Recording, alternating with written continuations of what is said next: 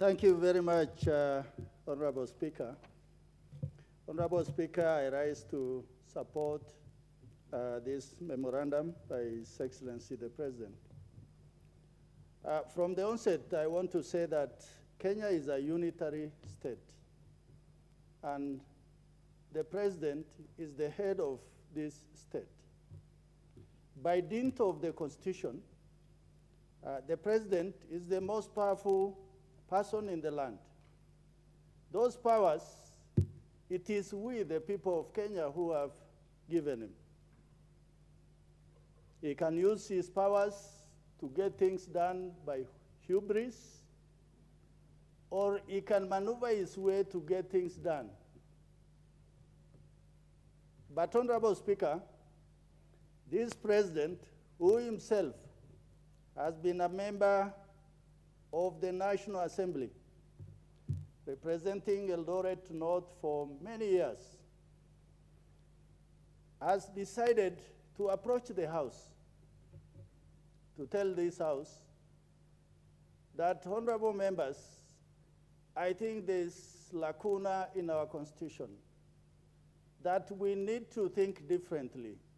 We need to get things done. That is attempting to approach this House to have a conversation. And the conversation before us, as my honorable colleague who just spoke before me talked about the National Government Constituency Development Fund, he tried to extol at length how useful this fund is, the importance of this fund, that without the CDF, that we as members of parliament representing single constituencies are sitting lame ducks. So for that reason, I think it is incumbent upon us that you cannot have your cake and eat it. The President has touched on the National Government Affirmative Action Fund. The honorable ladies in this House, they will approach their constituents, much larger than single constituency that many of us in this House represent. And a lot is expected of them, including the CDF bursaries, including taking mothers and fathers to hospital, including taking orphans to schools, and even buying wheelchairs sometimes. That takes a lot of resources, and it calls for a lot of strengthening of that particular office if we really must make something out of it. Honorable Speaker, to fix the conundrum of CDF, what the President has said, guys, let us put it in the Constitution so that the vicious litigants year in, year out will not be taking Parliament to courts. The same thing, Honorable Speaker, on the issue of the Senate Oversight Fund.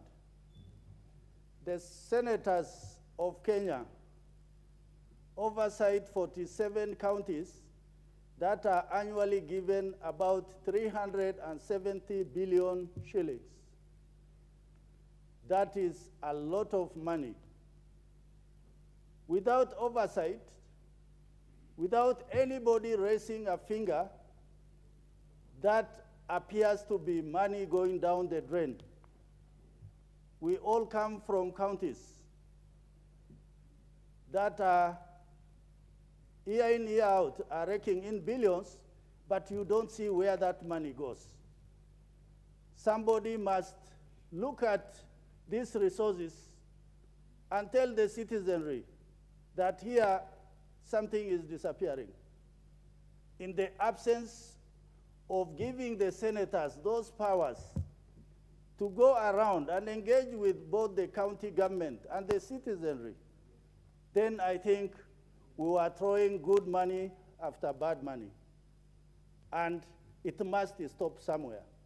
And the only way this can be stopped is by senators not going to kneel down to the governors, but by them appearing to be the watchkeepers on behalf of Parliament.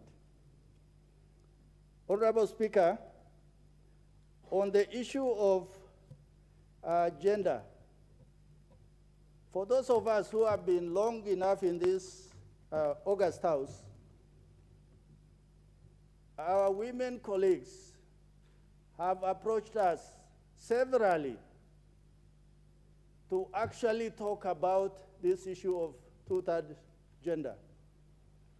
But we have sat on our hands. And yet, the reason why today we have increasing numbers of women members of Parliament is because we have given the few, through affirmative action, the hands upon which they will be able to stretch the muscles of other young women leaders.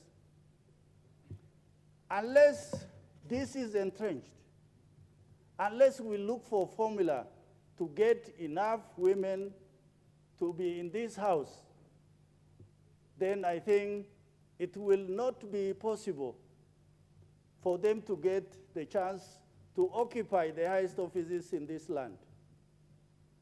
So that we don't appear to be giving women favors or like handouts, let them be given opportunity to exercise their leadership in this house. I think the thinking that the president has brought on board is noble, it is doable. I think as a house, we must rise to the occasion. Finally, Honorable Speaker, the issue of leader of opposition.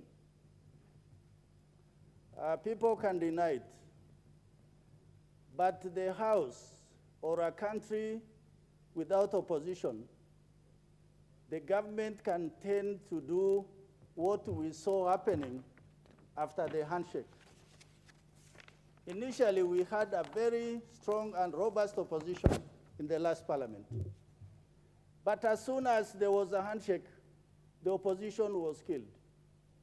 And the government of the day did whatever they wanted to do with hubris and despotic approach to many issues.